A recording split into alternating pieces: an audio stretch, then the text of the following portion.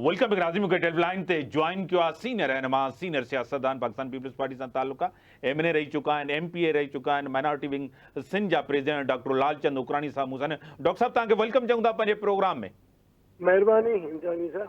और डॉक्टर साहब 16 महीना तव्हांजी हुक्मरानी हुई, पीपल्स पार्टी पीडीएम जो हिस्सो तो कोन हुई लेकिन हुकूमत जो हिस्सो हुई जेकी 16 महीना हुकूमत रही। पर डॉक्टर साहब उन में तव्हां को रिलीफ न ॾेई सघियो, डॉलर खे घटि न करे सघियो, पेट्रोलियम प्राइसिस घटि न करे सघियो, निगरान हुकूमत में ये सभु शयूं थियूं, डॉलर भी घटि थिए थो, पेट्रोलियम प्राइसिस भी घटि थियूं थियनि, छा चवंदो डॉक्टर साहब? न इंद्रानी साहब, अहिड़ी हिकिड़ी ॻाल्हि न आहे। असां जॾहिं गवर्नमेंट जो हिसो बणियासीं 16 महीना, उन खां अॻु जी एॾी पोज़ीशन न्याज़ी साहब ख़राबु करे चुको हो।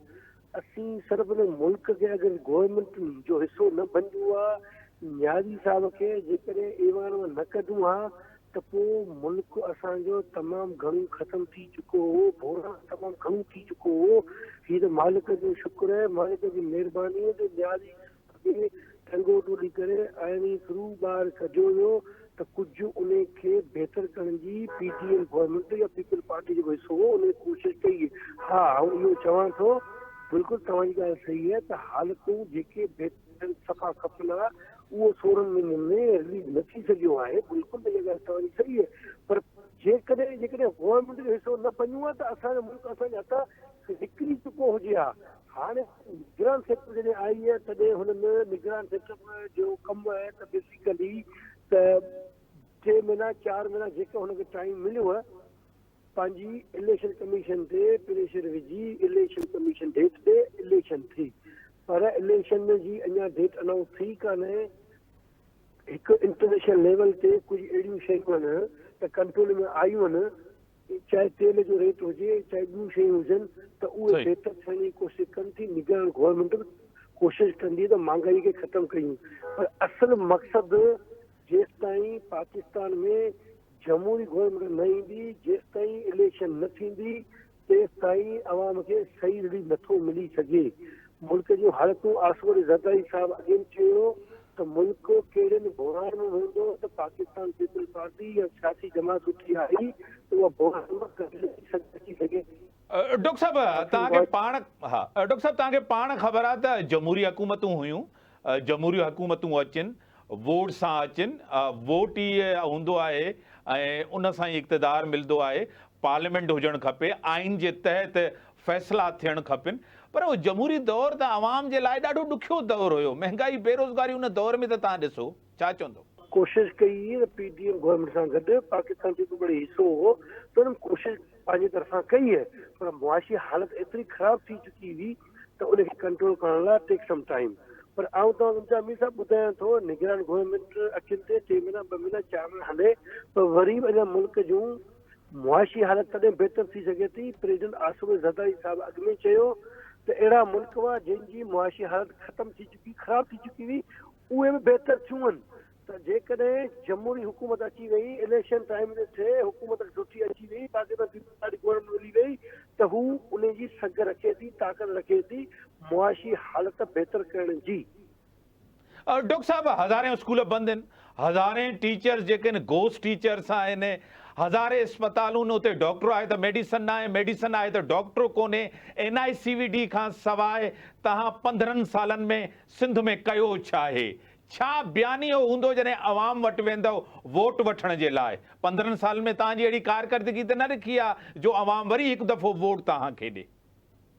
न, एक्चुअली अवाम कयो त अवाम खे रिलीफ अगरि मिले थो त पाकिस्तान पीपल पार्टी गवर्नमेंट खे तॾहिं मिले थो।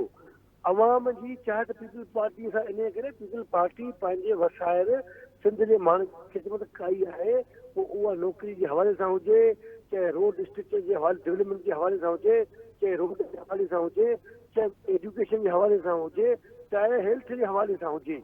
आउं तव्हां ॿुधायां थो, जेका हेल्थ वारी पोजीशन, एजुकेशन जी पोजीशन असांजी गवर्नमेंट में बहितर जी हुई, उहा हींअर निगरान सेक्टर में ओतिरी बहितर न आहे।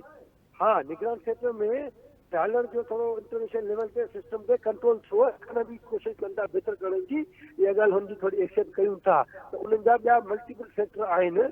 इंटरनेशनल लेवल ते तेल जी क़ीमतुनि जो वाधारो घटाड़ो थिए थो, उहा ॿी ॻाल्हि आहे।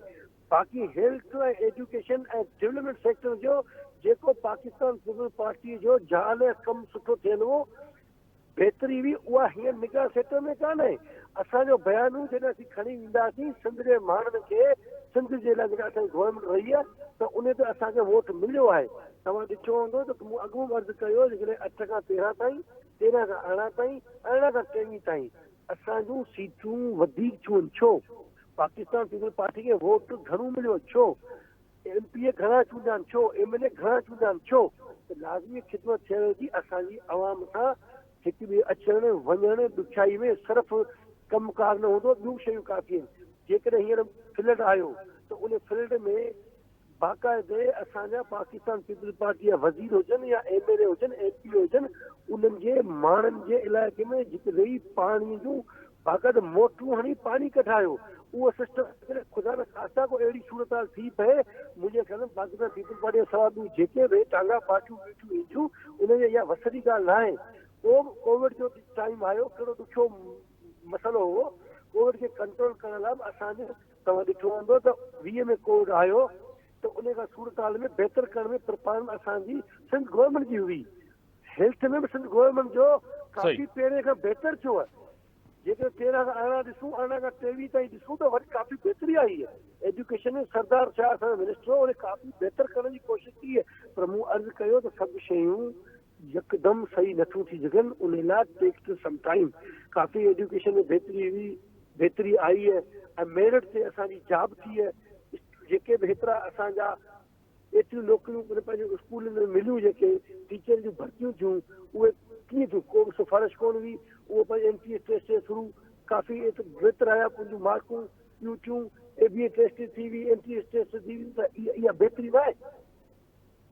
डॉक्टर साहब तव्हांजी ॻाल्हि खे छॾो मां तस्लीम करे वठां 2008 खां वठी करे 23 ताईं मतिलबु त तव्हांजी हुकूमतूं रहियूं बार बार तव्हांखे इक़्तिदार मिलियो तव्हांखे वोट मिलियो सही आहे। जिथे बि अल्टरनेटिव ठहियो आहे मुतबादिल ठहियो आहे उतो तव्हांजी पार्टी उतो कोन खटे सघी आहे। पंजाब जे अंदरि नून लीग आहे तहरीक इंसाफ़ हुई पीपल्स पार्टी खे तव्हांखे पाण ख़बर आहे नालो निशान कोन हो। KPK जे अंदरि तहरीक इंसाफ़ हुई उते तव्हांजो नालो निशान बलोचिस्तान जे अंदरि तव्हांजो नालो निशान जिथे मुतबादिल न आहे अल्टरनेटिव न आहे पीपल्स पार्टी उते आहे। हाणे जीअं सिंध जे अंदरि आहे पीपल्स पार्टी आहे हिन खां इनकार कोन्हे।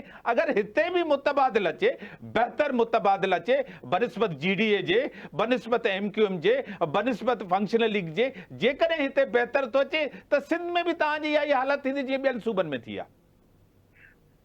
सवाल ई कोन पैदा थिए। तव्हां ॾिठो हूंदो त सिंध में माण्हुनि जी ख़िदमत थियल आहे पाकिस्तान पीपल्स पार्टी जो कमु थियल आहे। का बि अहिड़ी पार्टी आई इहे जेके ईंदियूं सदाईं जब इलेक्शन जो टाइम ईंदो आहे उहे अहिड़े टाइप जूं मेंढक टाइप जा माण्हू निकिरी ॿियनि मां ईंदा आहिनि कोशिशि कंदा आहिनि त ॿियूं पार्टियूं पाण में इताद करे पीपल्स पार्टी जो मुक़ाबिलो कनि। पर पाकिस्तान जी आवाम ख़ासि करे सिंध जी आवाम सम्झी चुकी आहे त जेकॾहिं सिंध जी ख़िदमत करण वारी आहे त पाकिस्तान पीपल्स पार्टी आहे। उहा इन करे GDA जे किरदार मां असांजी पाकिस्तान जी आवाम या सिंध जी आवाम सम्झी चुकी आहे। MQ जे किरदार मां सिंध जी आवाम ॼाणी सुञी थी आहे। ऐं ॿियूं जेके बि हथ जूं काटकुटियूं PTI टाइप पार्टियूं ठहियूं या ॿियूं ठहियूं हाणे जीअं मुस्लिम लीग नून कोशिशि पई कये।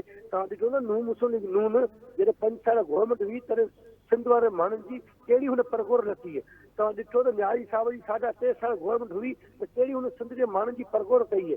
7 साल वफ़ाक़ी गवर्नमेंट हुई कराची में हेॾा ऐलान थिया हेॾा पैकेज थिया त मूंखे ॿुधायो न हिकिड़े पैकेज ते को अमल थियो त इहा ॻाल्हि त ॿुधाए छॾियां त सिंध में त पाकिस्तान पीपल्स पार्टी ख़िदमत कई आहे केॾां कोन ॾिठो। पर हाणे तव्हां ॿुधाए छॾिया त पंजाब में चेयरमैन बिलावल भुट्टो ज़रदारी साहब जी जेकॾहिं हिन जेको फॉरेन मिनिस्ट्री मिली आहे जेके सोरे में नेशनल या इंटरनेशनल जेको चेयरमैन साहब जो स्टेटस वधियो आहे जेको कमु वधियो दुनिया जे मुल्कनि ॾिठो आहे सारायो आहे ऐं उनखे मदद रखी ऐं सम्झां थो पाकिस्तान पीपल्स पार्टी खे काफ़ी उमेदवारनि खे कामयाबी थींदी इंशाअल्लाह ताला।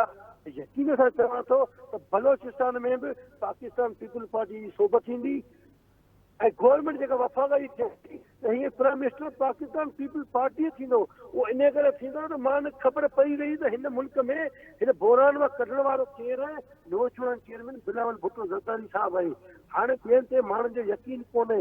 इमरान पूरो बयानु खणी आयो नाटक करे आयो, कंहिंजे आशीर्वाद सां आयो, पर हुन 3.5 साल में हिन पाकिस्तान खे किथे पहुचायो। हिन खां अॻु में नून जी गवर्नमेंट हुई, हाँ उन नून जी गवर्नमेंट में उहा परफॉर्मेंस नवाज शरीफ जी गवर्नमेंट न ॾेई सघी। हाणे माण्हू चवनि था त नौजवान चेयरमैन ऐं सम्झ त नवाज़ शहीद रुकाली भुट्टे जो शेजानी मोहतरमा भेन हुन मां माण्हू जी उमेद आहे। वॾी महिरबानी डॉक्टर साहब, टाइम ॾियण जी वॾी महिरबानी, तव्हांजे टाइम ॾियण जी वॾी महिरबानी। पीपल्स पार्टी सिंस जे अंदरि पावरफुल आहे, मज़बूत आहे, पर अल्टरनेटिव मुतबादिल बि कोन आहे। हिन में बि हक़ीक़त आहे मुल्क जे अंदरि बहितरी जा जहिड़े तरीक़े सां डॉलर घटि थियो आहे ऐं उनजो महांगाई ते बि असरु पवंदो, पेट्रोलियम प्राइसिस बि घटि थियण वारियूं आहिनि। हिकिड़ी बहितरी जी तरफ़ आहे, इलेक्शन थियणु खपे, जेको आइन थो चए आइन जे तहत इलेक्शन कोन थी थिए 90 ॾींहंनि खां अॻिते वधी। पीपल्स पार्टी जो इहो पॉइंट ऑफ व्यू ऐं पीपल्स पार्टी जी इहा डिमांड, पीपल्स पार्टी जी इहा घुर जाइज़ आहे, आइनी आहे त इलेक्शन कमीशन इलेक्शन जी तारीख़ जो ऐलान करे। इन सां गॾु इजाज़त, अल्लाह हाफ़िज़।